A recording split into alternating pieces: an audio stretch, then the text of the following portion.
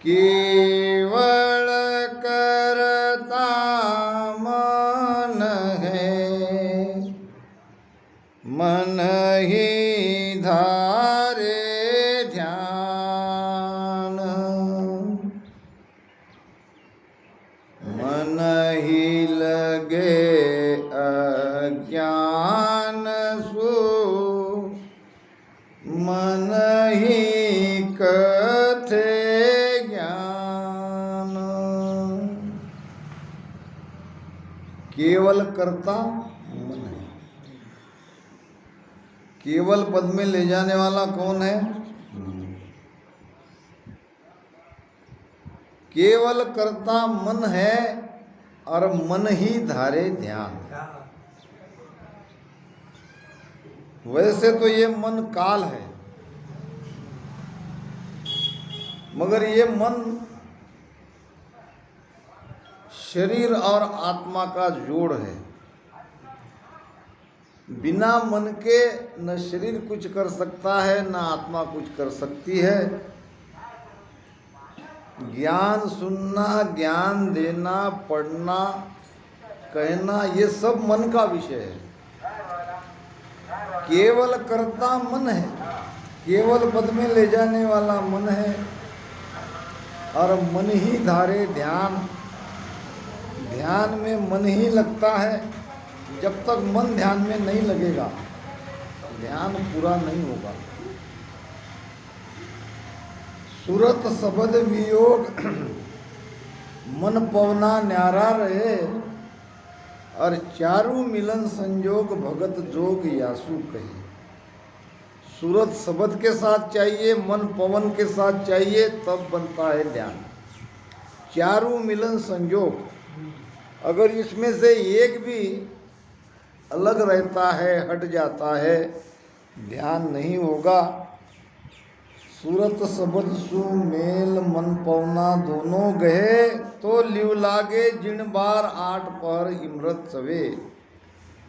अगर सूरत शब्द के साथ है, मन पवन के साथ है, तो भजन में लिव लग जाएगी। मन ही लगे अज्ञान। अब ये अज्ञान भी तो मन का ही विषय है। अज्ञानी भी मन के कारण ही बनते हैं, ज्ञानी ही मन के कारण ही बनते हैं, और मन ही कथे ज्ञान। ऐसे ये मन के बारे में महाराज ने क्या बताया है, ये हम समझने का प्रयास करेंगे। मन रे आछि करी ते वीर, मन रे आछि करी ते वीर। भवसागर में डूबता को, भवसागर में डूबता को, किया पेली तीर, किया पेली तीर। मन रे आछि करी ते वीर, मन रे आछि करी ते वीर। जुग की लारा डूब मरता, सहता दुख शरीर। राम राम सहता दुख शरीर। बेमरता बेकाम ऐसे, बेमरता बेकाम ऐसे। भवजळ मृगनीर भवजळ मृगनीर मन रे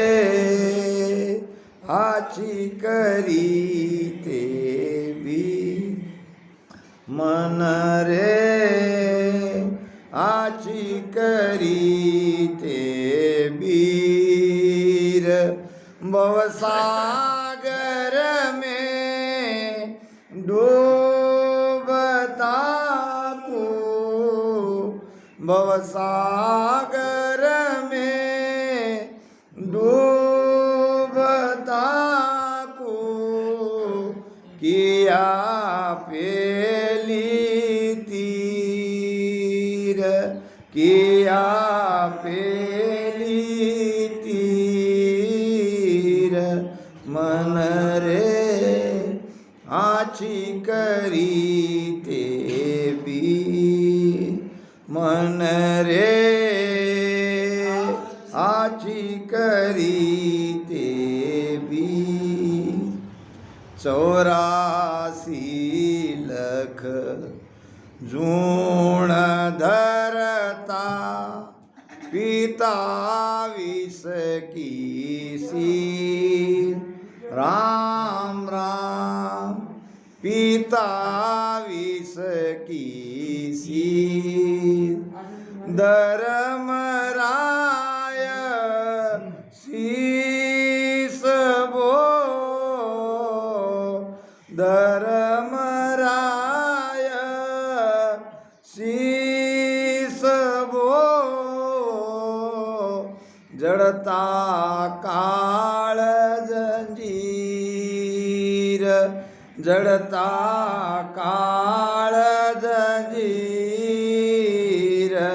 मन रे आची करीते वीर मन रे आची करीते वीर भवसागर में डूबता को भवसागर में डूबता को किया पेली तीर किया पेली तीर मन रे आची करीते बीर मन रे आची करीते बीर फूस कचरो पटक दियो सोजलियो कणहीर राम राम सोजलियो कणहीर ताय सोनो तार कियो ताय सोनो तार कियो काढ़्यो खोट गंभीर काढ़्यो खोट गंभीर मन रे आची करीते बीर मन रे आची करीते भवसागर में डूबता को भवसागर में डूबता को किया पेली तीर किया पेली तीर मन रे आची करीते बी मन रे आची करी ते वीर नाव निजतत नाव जुग में खेवट सतगुरु की राम राम खेवट सतगुरु की दास सुख देव माय बैठा दास सुख देव माय बैठा भली बंदाई धीर भली बंदाई धीर मन रे आची करी ते भी मन रे आची करी ते भी राम मन रे आची करी ते वीर वीर नाम भाई कौन कह रही है? ये जीवात्मा कह रही है। किसको कह रही है? मन को। हम कहते हैं ना बकत पड़े बाका तो गधे को कहना काका। अब ये मन गधाई तो है, मन लोभी मन लालची मन ठग ठाकुर चोर, ये जो भी है ये मन ही तो है। मन के कारण हम बंधन में हैं। जब ये मन भजन में लग जाएगा तो बंधन से मुक्त हो जाएंगे।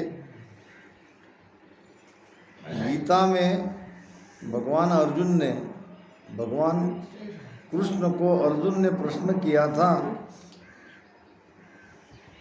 कि हे भगवान, मन की दौड़ प्रचंड है, मन बहुत ताकतवर है, इस मन को रोके तो कैसे रोके, इस मन को भजन में लगाए तो कैसे लगाए। तो भगवान कृष्ण ने मन को रोकने का उपाय बताया। असंशय महाबाहो मना दुरा निग्रहं चलम अभ्यासेन तु कौन्तेय वैराग्येयच्च गुह्यम। हे अर्जुन, इसमें कोई संशय नहीं है, मन बहुत ताकतवर है, मन की दौड़ बहुत तेज है, मगर तू दो ही तरह से मन को भजन में लगा सकता है, मन को रोक सकता है। एक है अभ्यास, दूसरा है वैराग्य।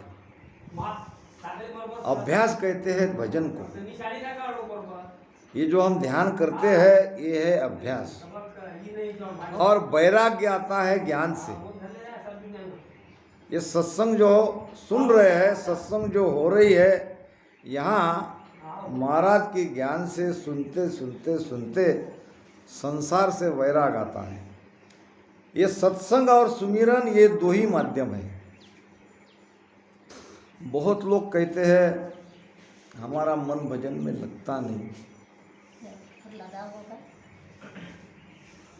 फिर भजन में मन लगता नहीं तो क्या भजन छोड़ दोगे? भजन को छोड़ना नहीं है, मन लगे न लगे बैठे रहो, करते रहो। एक बहुत अच्छी कथा याद आ गई। एक बार बादल समझते ना, वर्षा होती है जहाँ से, वो बादल ने निर्णय किया कि हम बारिश ही नहीं बरसाएंगे। दृष्टांत है, अब सब बादल ने निर्णय किया कि 7 साल तक बारिश नहीं होगी। अब 7 साल तक बारिश अगर नहीं होगी तो एक भी जीव जंतु बचेंगे। निर्णय किया। अब निर्णय किया तो तो अब ये करज गांव में बहुत सारे हमारे किसान भाई हैं, तो किसान भाई बैठे चर्चा में कि अब आकाशवाणी हुई है 7 साल बारिश नहीं हो रही है,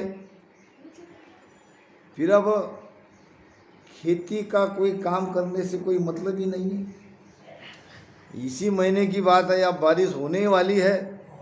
अब सब लोग शादी ब्याह निपटा के आप अपने खेती के काम में लगे। अब जब पता चल जाए कि बारिश होने ही वाली नहीं है, वो भी 1 नहीं 7 साल, तो सब बैठे निर्णय किया कि भाई अब काम करने में कोई कार सार नहीं। अब सबने अपना अपना हल, अपने अपने बैल बेच दिए और हल को, खेती के सामान को अंदर में डाल दिए। अब क्या करना है, अब तो खाली बैठे ही रहना है। अब सब ने खेती किसानी का काम छोड़ दिया, बैलों को बेच दिया, सारे सामान गाड़ी बैल जो भी है सबको ताला लगा दिया, यानी रख दिए सुरक्षित। मगर ये किसान था, उसने सोचा 7 साल बारिश नहीं होगी तब तक तो हम ये खेती किसानी का काम करना ही भूल जाएंगे, इसके बदले तो यह करते रहो। बारिश नहीं भी हो रही है तो करते रहो, अगर नहीं करेंगे तो 7 साल तक तो हम सारे भूल जाएंगे। कैसे नागर को जोतते हैं, कैसे बैल को लगाते हैं, अगर काम नहीं किए, जो काम सालों से नहीं करते हैं वो भूलने के चांस ज़्यादा है। तो ऐसा समझ के ये किसान रोज जाके बैल को अपने खेत में ले जाके खेती का काम करता था और लोग उस पे हंस रहे थे, कितना मूर्ख है। जब बारिश ही नहीं हो रही है, जब कोई पैदा ही नहीं हो रही है, कोई बीज बोना ही नहीं है, तो काम क्यों करे, इसको क्या समझाए। अब वो अपना बराबर काम कर रहा था, इसलिए कर रहा था कि हम भूल न जाए। दृष्टांत की तरफ ध्यान दो, भजन क्यों करना है, भजन में आनंद आए या ना आए तो भी भजन करना है। फिर बरसात का मौसम आ गया, बादल मंडराने लगे और बादल जैसा उन्होंने कहा था, एक एक बादल आते चले जाते बिना बरसे, और इसका तो कोई मतलब नहीं था देखने का पानी आए ना आए, ये तो पहले ही पता था पानी 7 साल नहीं आने वाला है। दूसरा बादल आता चला जाता, तीसरा आता चला जाता। एक बादल ने किसान को पूछा कि भाई तुमने आकाशवाणी नहीं सुनी,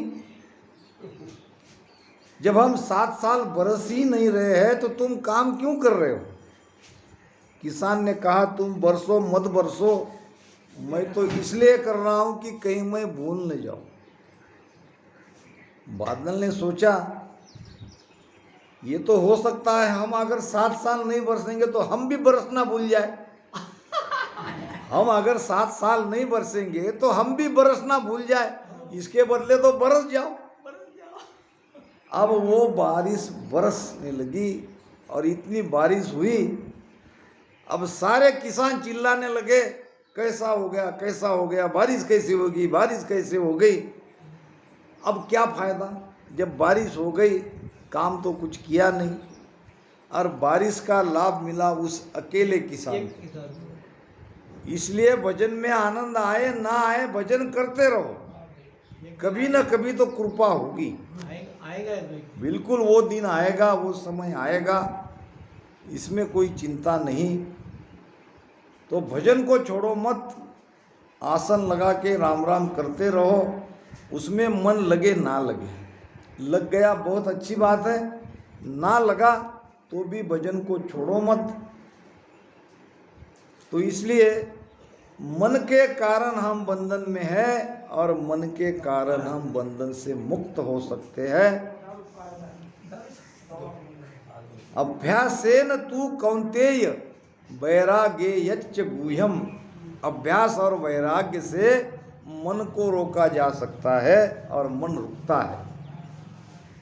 जब मन रुकता है तो हमारी जीवात्मा के अंदर से ये आवाज़ निकलती है, मन रे आची करे तू वीर।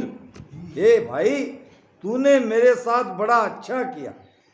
क्या किया? भजन में लग गया। भवसागर में डूबता को किया पीली तीर। हम डूब रहे थे कहाँ? भवसागर में। भवसागर क्या? काम क्रोध लोभ मोह में सारा संसार डूब रहा था और ये मन ने हमको भवसागर से उस तरफ कर दिया, भवसागर से बाहर निकाल दिया। जुग की लारा डूब मरता सहता दुख शरीर। अगर हम सत्संग में नहीं आते, अगर हम सद्गुरु से ज्ञान नहीं सुनते तो क्या होता?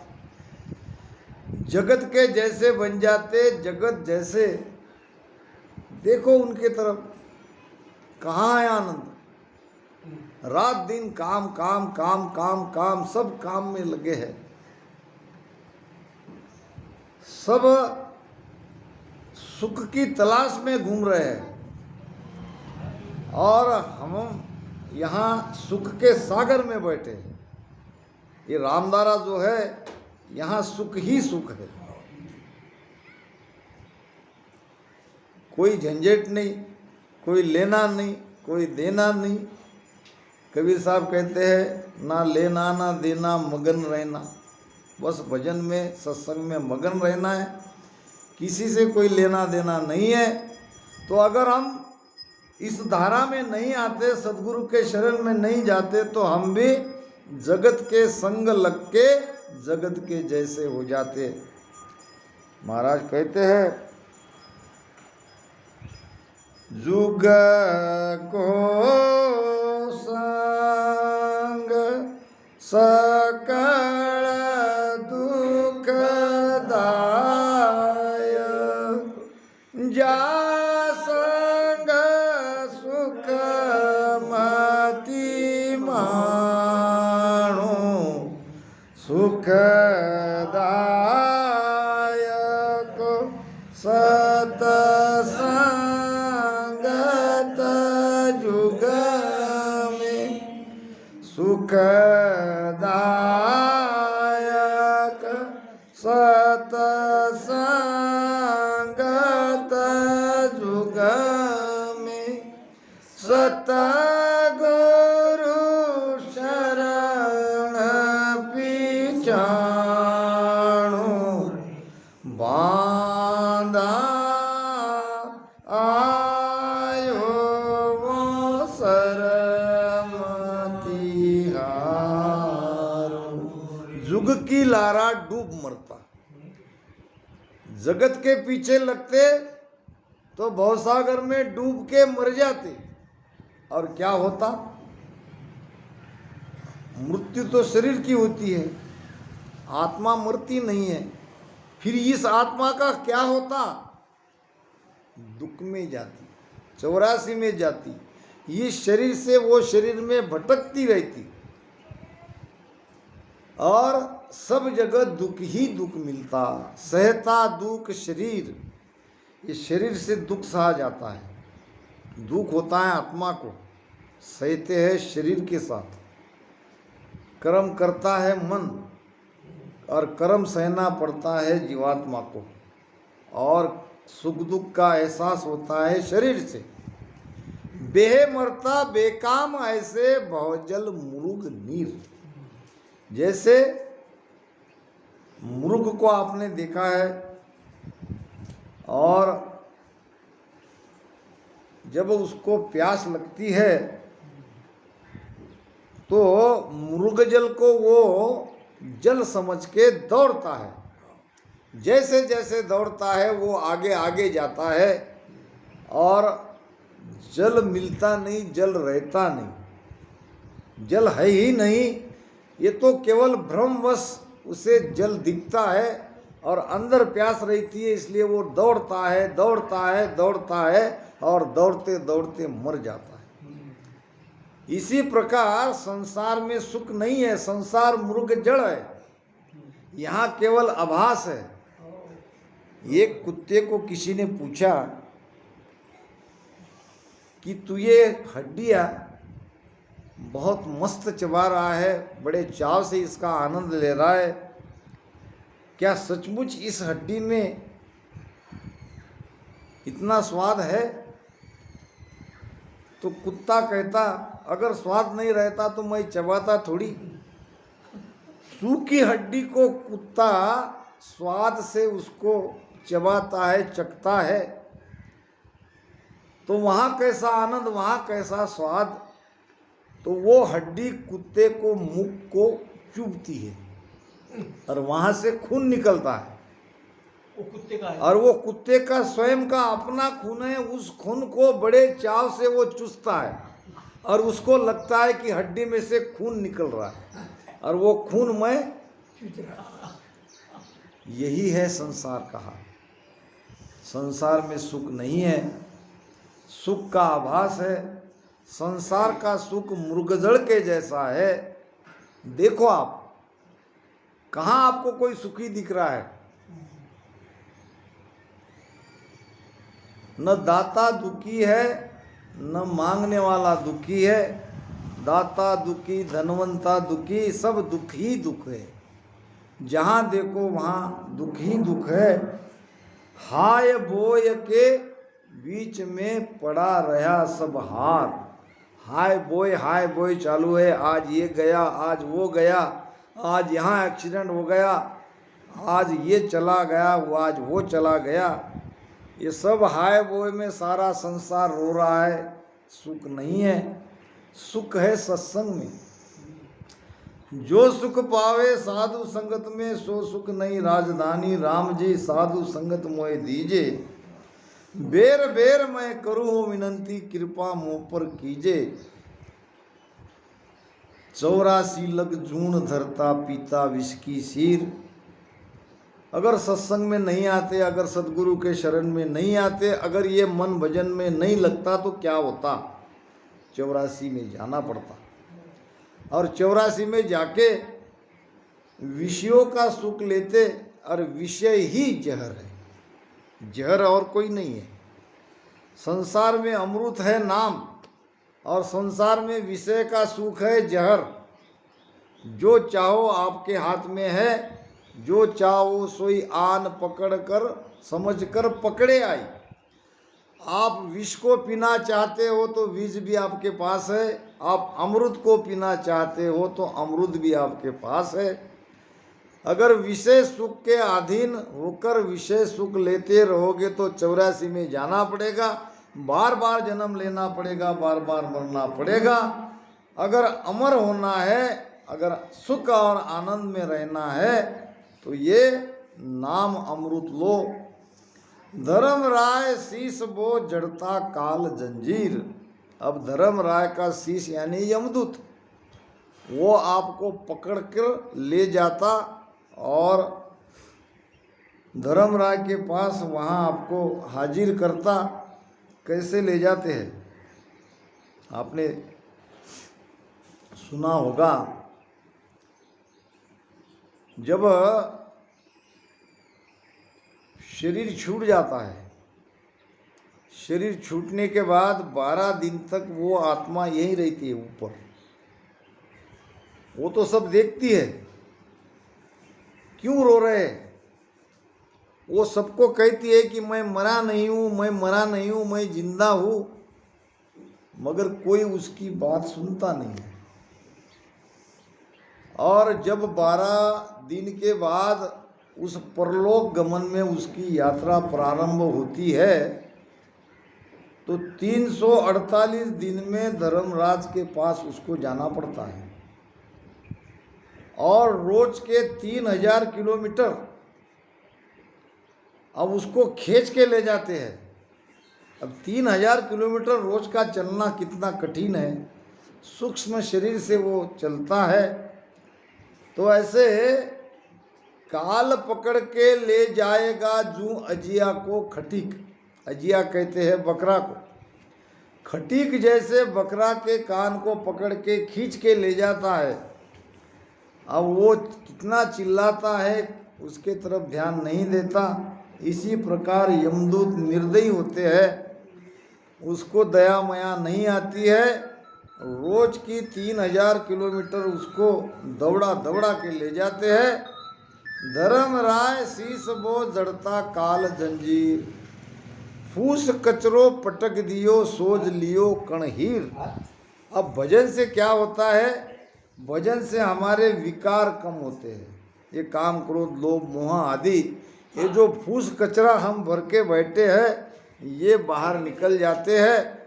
और मन अगर भजन में लग गया कि नाम के जैसा हीरा हमको भीतर में मिलता है।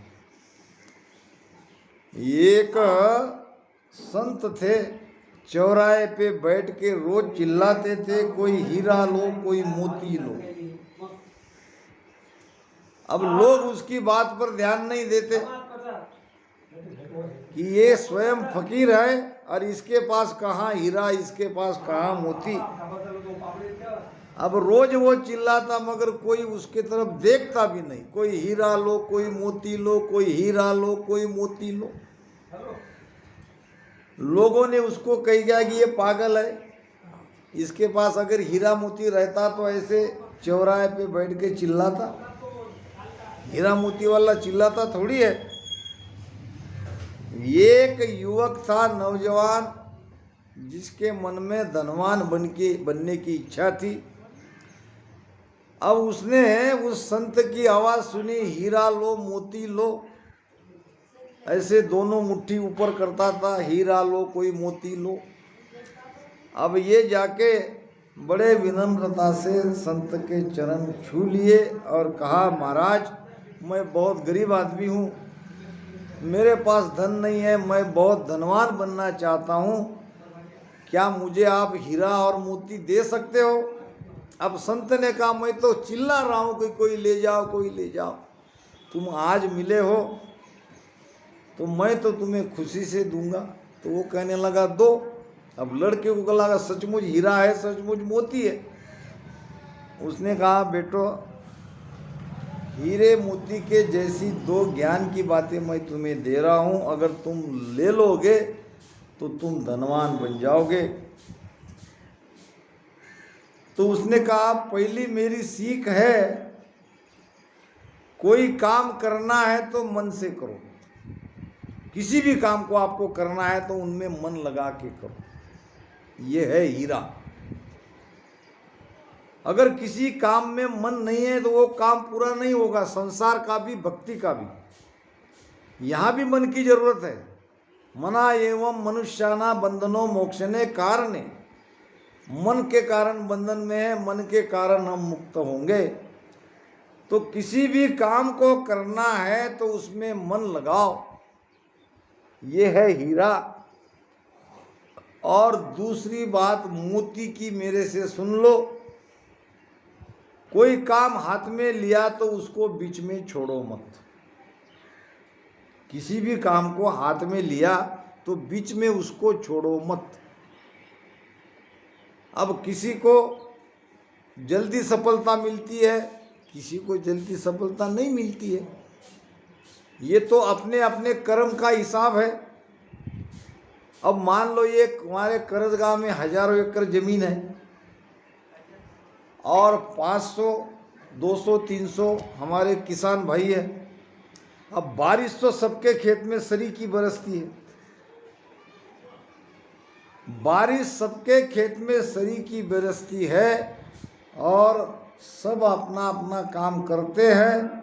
मगर जब इनकम आता है, जब खेती की उपज घर में आती है तो सबका एवरेज सरीका नहीं है। किसी को सोयाबीन 8 क्विंटल होता है एकरी, किसी को 6, किसी को 4, किसी को 2। ऐसा क्यों? बारिश तो सबको समान है, जमीन भी लगभग एक गांव की तो लगभग समान है। वो इसलिए कि अपने कर्म के कारण जितना आपके भाग्य में है उतना ही मिलेगा, मगर करना छोड़ना नहीं है, मन लगा के करते रहना है। करत करत अभ्यास जड़मत होत सुजान, जूं रसरी के आवत जात ही सिल पर पड़त निशान। तो भीतर का फूस कचरा सब काढ़ के बाहर करना है और मन ये सब करता है। ताय सोनो तार कियो काढ़ियो खोट गंभीर जैसा सुनार। सोने में सुहागी डाल के सारी खोट निकालता है, सारा मैल निकालता है और शुद्ध सोने की तार बनाता है। इसी प्रकार ये भजन अंदर के सारे विकार, अंदर के सारे खोट निकालती है। मन मरता नहीं है, मन परिवर्तित होता है। जो विकारी था, जो विषयों के अधीन था, वो भजन में लग जाएगा और वो निर्मल बन जाएगा। नाव निज तत नाव जुग में खेवट सदगुरु कीर। अब ये सदगुरु है खेवट यानी नावाड़ी, और नाव है ये राम नाम। अब जो राम नाम रूपी नाव में बैठेगा, जिसका खेवट सदगुरु है, वो तो भवसागर से पार होगा ही होगा। दास सुखदेव माय बैठा भली बंधाई धीर। महाराज कहते हैं कि मैं ये नाव रूपी जहाज में बैठा, अब मुझे शांति आई, धीर आया, अब आनंद ही आनंद है। चढ़े जहाज डूबे नहीं, पेली पार उतारे, और नार पुरुष को कारण नाही, नाव सकल को तारे। ये नाव सबको तारने वाली है।